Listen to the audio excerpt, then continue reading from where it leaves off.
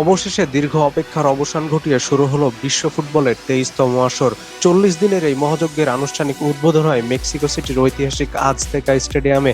বাংলাদেশ সময় বৃহস্পতিবার মধ্যরাতে অনুষ্ঠিত উদ্বোধনী অনুষ্ঠানে বিশ্বজুড়ে ফুটবল প্রেমীদের নজর কাড়ে বর্ণাঢ্য আয়োজন ও তারকাখচিত পারফরম্যান্স।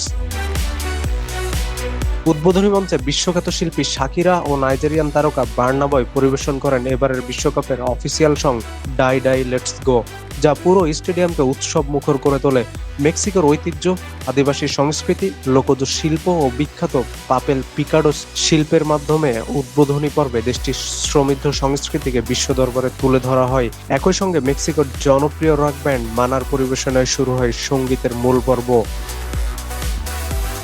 উদ্বোধনের পরপর মাঠে নামে সহ আয়োজক মেক্সিকো ও দক্ষিণ আফ্রিকা, যার মধ্য দিয়ে মাঠের প্রতিযোগিতাও শুরু হয়। উদ্বোধনী ম্যাচে 2-0 ব্যবধানে সাউথ আফ্রিকাকে পরাজিত করে বিশ্বকাপের প্রথম ম্যাচেই জয় তুলে নেয় স্বাগতিক মেক্সিকো।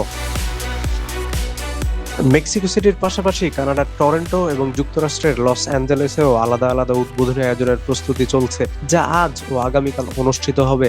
আয়োজকদের মতে 3 শহরের এই ভিন্ন আয়োজনের মূল লক্ষ্য হলো 3 দেশের সংস্কৃতি বিশ্বমঞ্চে তুলে ধরা ও বৈশ্বিক মেলবন্ধন তৈরি করা।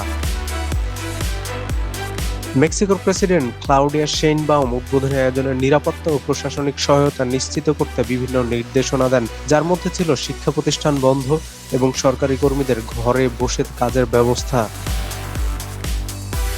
অন্যদিকে ফিফা সভাপতি জিয়ান্নি ইনফান্তিনো এই আসরকে বিশ্ব ফুটবলের সবচেয়ে বড় আয়োজন হিসেবে উল্লেখ করলেও ভিসা জটিলতা, টিকিটের উচ্চ মূল্য এবং দর্শক প্রবেশে নানা সীমাবদ্ধতা নিয়ে সমালোচনাও তীব্র হয়েছে।